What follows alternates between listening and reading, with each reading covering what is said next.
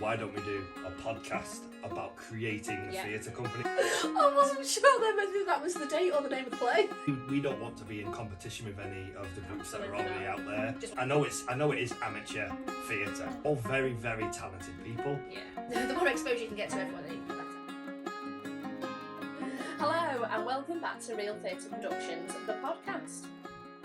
Your next review. My next review. Yeah. So on Thursday, I made a little trip up to Lytham St Anne. The seaside.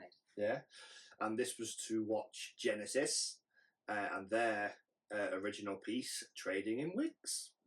I'm gutted that I couldn't come. You should be, yeah, should be. Well, I'm not going down the same path again. But had I have been told the right date, I would have been there. Anyway. What was that little mouth then? But no, I am gutted that I couldn't come. So tell me all. Now, I was meant to write down the name of the theatre. I'm sure it's the Something Pavilion in Lytham St Anne. It was a very nice venue on the seaside, because I was having a little look at the sea on the way in. Oh, It was lovely. quite good. So I because you didn't come, Mike Perks wanted to come, so Mike Perks came with me.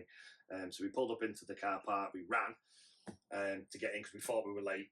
Oh. Got there at 5 to 7 after like a 2-hour drive because traffic was quite bad. But we were early. We didn't start till 1:30. Oh. So we went in and we went to the bar, a nice little bar and seating area, which was quite nice. And then eventually we went into the theatre itself then, which was lovely. Was it? Yeah. Really nice. I don't know how many seats or anything. It was quite wide and long, and the seats were all raised and stuff. They were quite comfy too. Them drop down ones. Oh, right. So Yeah. they were comfy enough. Nice. They even had like a bar area in the corner, so you didn't have to go out of the theatre. That's handy. With loads of snacks, you would have loved it. I'd have been all over that. I love a snack. Yeah. So anyway, the lights went down and the play started. I would say it started a bit abruptly. I was expecting like a little music. I'm used to like Mike Perks easing us in with a bit of music and then lights faded up, but no, it started pretty quick. With like a cliff.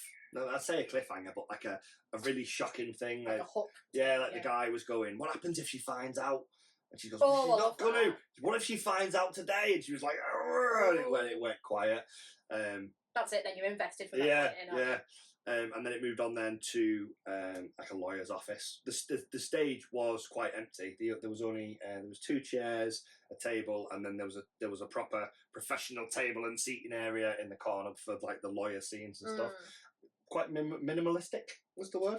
I quite like that because it means you're totally reliant on the actors to give you the story, and they did. They all did. It was really good. So then it started in the lawyer's office where Ian Grant was there, Mandy was there, and another lawyer. I'm so sorry, I forgot your name. Andrew. I forgot his name. Andrew was there. I know. How pleased are you that I you know. remember that name? I know most of the cast. I know most of the cast. So they started with the main storyline. So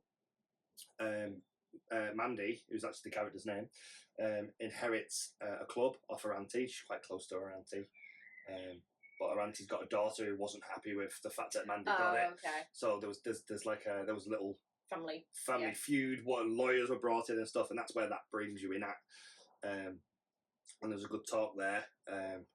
Like she'd won it and blah blah blah. I won't go into too much detail because I forgot half of it.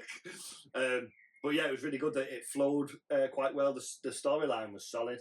Is it really set like good. In this time? This time. Solid storyline written by Ian Grant. All the actors were really good. They did really well with it. Did they have an interval, or was it just? There was an interval. There was I know there's an interval because we went outside for some fresh air and got nearly like blown away. Seaside Baltic weather. So we were outside with it. It was cold up there.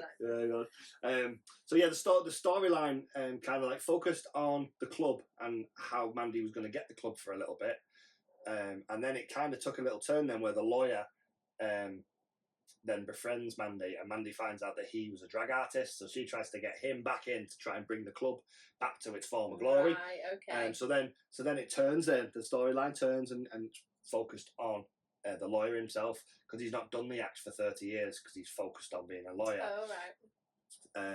it goes to him then, and he goes to different places. He gets, I think it's a manager. RJ was in it, and Cookie. They were both in it, and they played like, I'm pretty sure I think they played like people that support drag artists and help them like hone their talents and stuff. So that was quite good. RJ and Corinne did very well with that. Really strong American accent. From RJ. Really stands out when she's on stage. She can command an area. So it was good. So did Ian come out in drag? He did at the end. Yeah! At the end, he came out in drag and did this very, very blue comedy bit. Yeah. Have they recorded that? Have they filmed it? Yes, they have filmed it. Actually, I think they have. Yeah. I don't know whether they've just done it for the cast or whether they've released it. Can I please watch? Please. Somebody from Genesis. Yeah. Please let me see. Rob's the cameraman. Please, Rob. So Rob can help you with that. I'll ask. We'll get it for you. Thanks.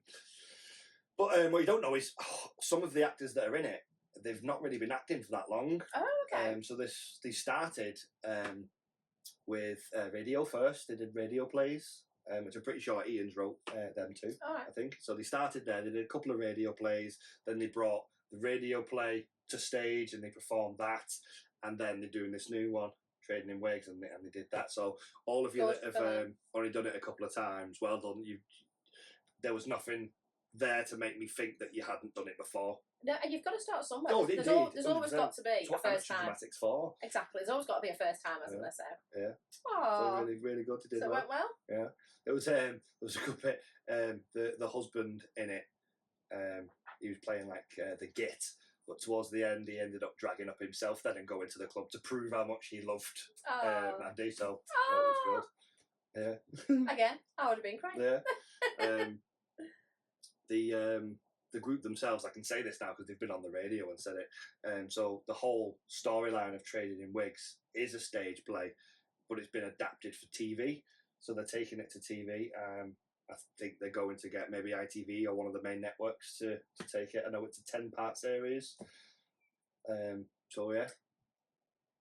Watch this space. Yeah. Well done, Ian Grant. Yeah, solid. It's a solid storyline. It's got legs. It's got four legs, like a horse galloping away. Is it nailed to the wall? Not nailed to the wall. Not nailed through the wall.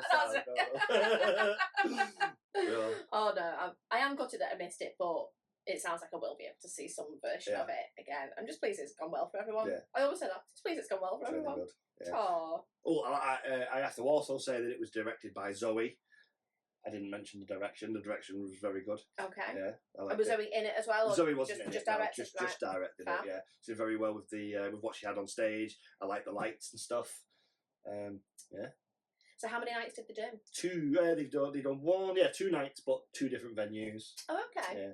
I can't remember the name of the first venue. Right. Interesting. Yeah, I think it was in Preston though.